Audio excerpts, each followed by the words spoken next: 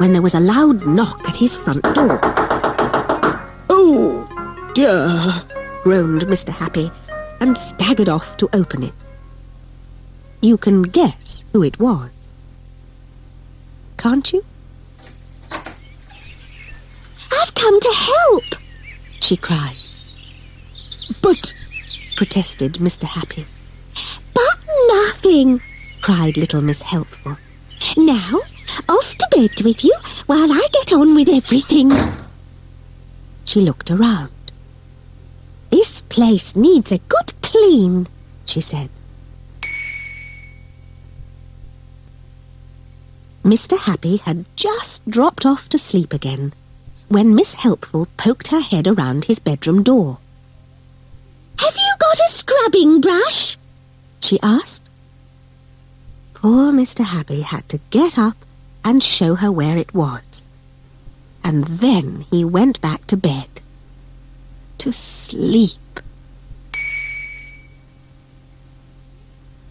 Little Miss Helpful stepped back to admire the kitchen floor she'd just scrubbed. And trod on the soap. And fell head over heels. And got her head stuck in the bucket. And, because she couldn't see where she was going, walked into a shelf full of saucepans, which fell all over the floor with a terrible clatter. And, because she couldn't see where she was going, little Miss Helpful stepped in one of the saucepans and it got stuck on her foot. And, because she had to hop, she fell over against the refrigerator door, which flew open, and everything inside fell out. All over little Miss Helpful. Poor Mr. Happy awoke with a jump at the terrible commotion. He groaned, got out of bed, went to the kitchen, and opened the door.